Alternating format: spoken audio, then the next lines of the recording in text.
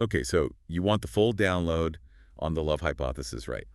We'll strap in because we're going deep on this book by Ali Hazelwood. Buckle up. It's a wild ride. Fake relationships in the world of academia.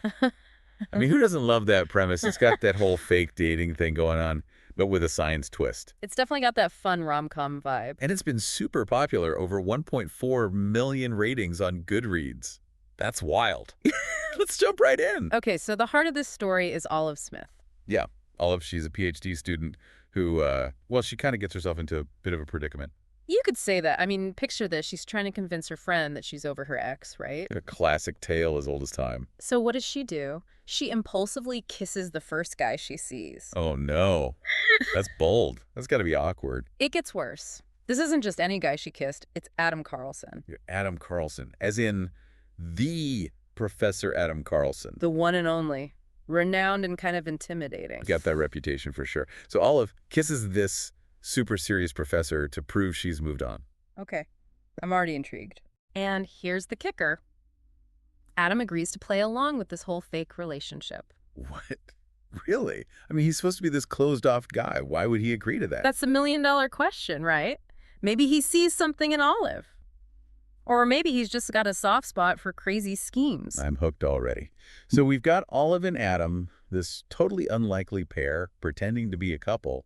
Where does the story go from here? Well, their fake relationship leads to all sorts of hilarious situations. Olive is quirky and spontaneous. She's got that infectious energy. Right, while Adam is more reserved and serious. Yeah, classic opposites attract scenario. Yeah. It's always fun. Exactly. But Hazelwood didn't just focus on the romance. She uses Olive's story to touch on some bigger issues, like the challenges that women face in STEM fields. It's not always easy being a woman in science, that's for sure.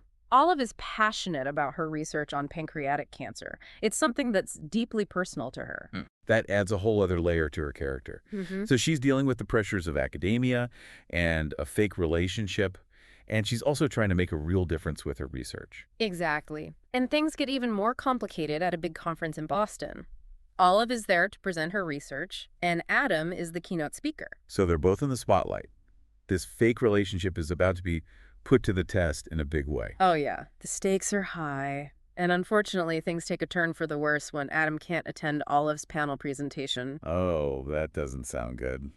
What happens? Olive ends up being harassed by another professor while she's presenting. Seriously. That's awful. I mean, these kinds of things sadly do happen, but it's still so upsetting to hear. It's a really powerful moment in the book. Hazelwood doesn't shy away from showing the dark side of academia. It makes you think about the challenges that women especially face in these environments. So Olive is left dealing with this horrible experience, and Adam isn't even there. It's a turning point in their relationship. When Adam finds out what happened, his reaction is intense. He's angry, but he also reveals something from his own past that really changes things between them. Wow, this just got real. Their fake relationship is suddenly overshadowed by this very real and painful experience. I'm guessing this is where they start to develop a deeper connection. You hit the nail on the head.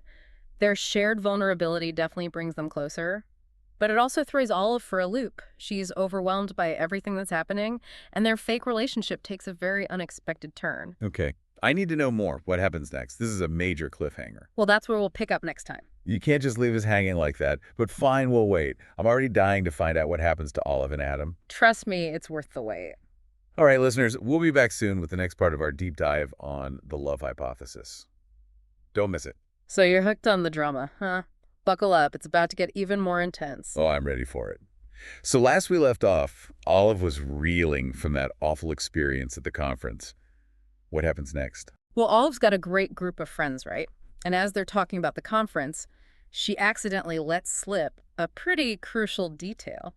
Remember, she was recording her research thoughts. Yeah, she was using a voice recorder to jot down ideas. Smart move, especially when inspiration strikes in the middle of the night. Exactly.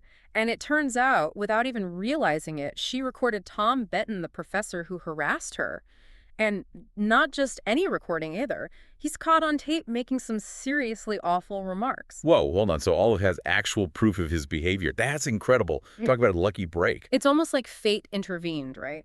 Her friends are understandably furious when they hear this recording. They rally around Olive and encourage her to report Tom to the university. You go, girls. That's what friends are for. They push Olive to confide in Adam about everything, too. Exactly. They know she needs all the support she can get. So Yeah. Olive finally tells Adam what happened and about the recording. Okay, the truth is out. How does Adam react? Well, let's just say he's not happy about it.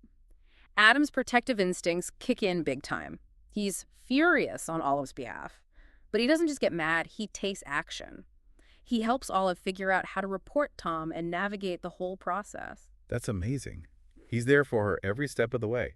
It shows how much he cares. It's a real turning point for their relationship. They're working together to hold Tom accountable. So they're fighting for justice.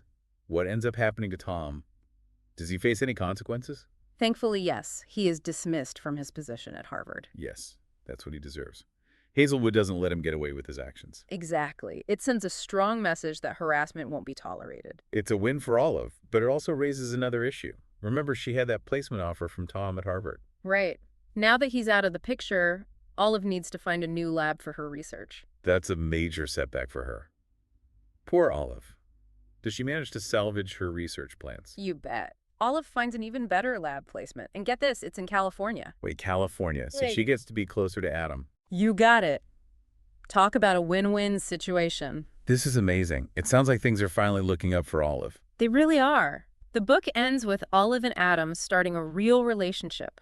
One built on trust, respect, and genuine affection. That's so heartwarming. They've been through so much together. They deserve all the happiness in the world. I agree. It's a beautiful ending to a story that really takes you on an emotional roller coaster. We've gone from fake dating and witty banter to dealing with serious issues like harassment and fighting for justice. It's a testament to Hazelwood's talent that she can seamlessly blend all these elements together. So as we wrap up this part of our deep dive, what are your overall thoughts on the love hypothesis so far? It's really impressive how Hazelwood takes this common trope like fake dating and turns it into something so much deeper. Right, it's more than just a fluffy romance.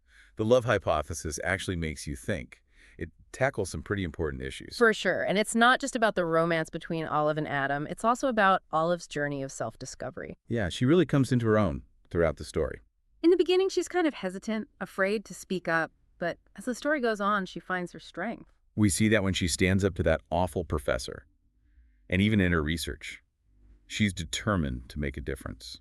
It's inspiring to see her transformation. She goes from feeling like an imposter to owning her place in the world of science.